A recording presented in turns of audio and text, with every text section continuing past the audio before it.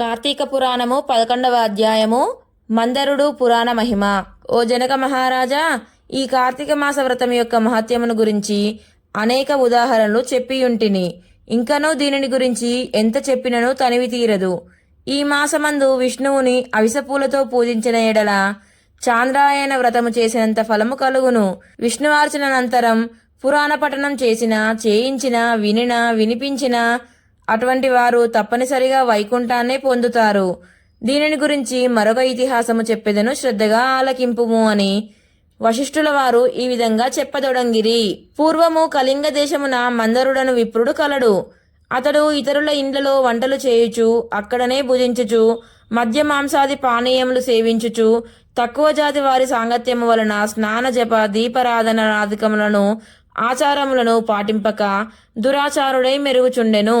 అతని భార్య మహాసాధ్వి, గుణవంతురాలు, శాంతమంతురాలు. భర్త ఎంత దుర్మార్గుడైనను పతినే దైవముగా నుంచి విసుగు చెందక సకలోపచారములు చేయుచు పతివ్రతా ధర్మమును నిర్వర్తించుచుండెను. మందరుడు ఇతరుల ఇండ్లలో వంటవాడుగా పనిచేయుచున్నను ఇండ్లు గడవక చిన్న వర్తకము కూడా చేయసాగెను. ఆఖరికి దాని వలన కూడా పొట్ట గడవకపోవుటచే దొంగతనములు చేయుచు దారి కాచి బాటసారులను బాధించి వారి వద్దనున్న ధనము వస్తువులు అపహరించి జీవించుచుండెను. ఒక దినమున ఒక బ్రాహ్మణుడు అడవిదారిని బడిపోవుచుండా అతనిని భయపెట్టి కొట్టి ధనము అపహరించుచుండగా అక్కడకు మరొక కిరాతకుడు వచ్చి ధనాశచే వారిద్దరినీ చంపి ధనము మూట కట్టుకొని వచ్చుచుండెను. సమీపమందున్న ఒక గుహ నుండి వ్యాఘ్రమొకటి గాండ్రించుచు వచ్చి కిరాతకునిపై పడెను. కిరాతకుడు దానిని కూడా చంపెను. కాని ఆ పులి కూడా తన పంజాతో కిరాతకుని కొట్టియుండుట వలన ఆ దెబ్బకు కిరాతకుడు కూడా చనిపోయెను. ఈ విధముగా ఒకే కాలమున కూడా యమలోకమునకు నలుగురు 4 విధముల హత్యలు చేసి చనిపోయినందున ఆ నలుగురు కూడా యమలోకమున అనేక శిక్షలు అనుభవించుచు రక్తము కక్కుచు బాధపడుచుండిరి. మందరుడు చనిపోయిన నాటి నుండి అతని భార్య నిత్యము హరినామ స్మరణ చేయుచు సదాచార వర్తిని అయి భర్తను తలుచుకొని దుఃఖించుచు కాలము గడుపుచుండెను. కొన్నాళ్లకు ఆమె ఇంటికి ఒక ఋషిపుంగవుడు వచ్చెను.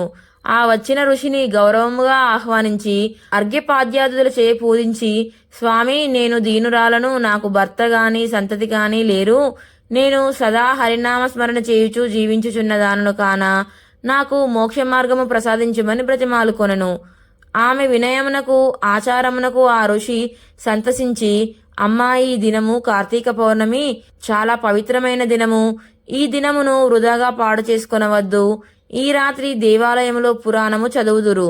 నేను చమురు తీసుకొని వచ్చెదను. నీవు ప్రమిదను వత్తును తీసుకొని రావలయును.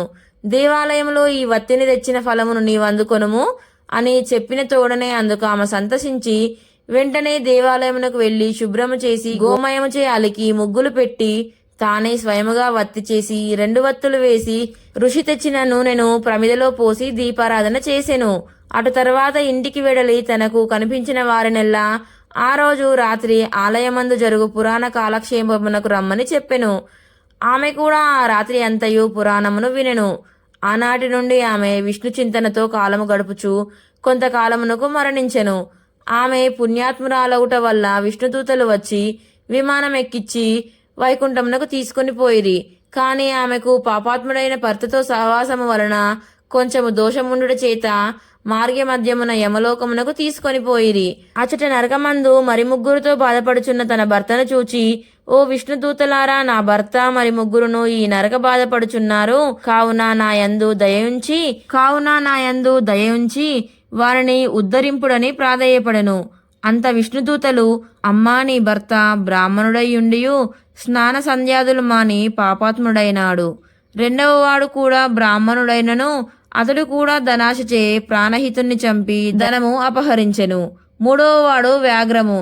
4వ వాడు పూర్వము ద్రవిడ దేశమున బ్రాహ్మణుడై జన్మించినను అనేక అత్యాచారములు చేసి 12 రోజున కూడా తైలలేపనము మద్యమాంస భక్షణ చేసినాడుగాన పాపాత్ముడైనాడు. అందుకే ఈ నలుగురు నరక బాధలు పడుచున్నారు అని వారి చరిత్రలు చెప్పిరి. అందులోకామె చాలా విచారించి, ఓ పుణ్యాత్ములారా, నా భర్తతో పాటు మిగిలిన ముగ్గురును కూడా ఉద్ధరింపుడని ప్రార్థించగా అందులోక ఆ దూతలు, అమ్మా, కార్తీక శుద్ధ పౌర్ణమి నాడు నీవు వత్తి చేసిన ఫలమును వ్యాఘ్రమునకు, ప్రమిద ఫలము కిరాతకునకు, పురాణము వినుట వలన కలిగిన ఫలము ఆ విప్రునకు దారపోసినచో వారికి మోక్షము కలుగునని చెప్పగా అందులోకి ఆమె అట్లే దారపోసను. ఆ నలుగురును ఆమె కడకు వచ్చి విమానమెక్కి వైకుంఠమునకు వెళ్ళిరి. కావున ఓ రాజా, కార్తీక మాసమున పురాణము వినుట వలన, దీపము వెలిగించుట వలన ఎట్టి ఫలము కలిగినో వింటివా అని వశిష్ఠుల వారు నుడివిరి. ఏకాదశాధ్యాయము 11వ రోజు పారాయణము సమాప్తము. ఓం శ్రీ మాత్రే నమః.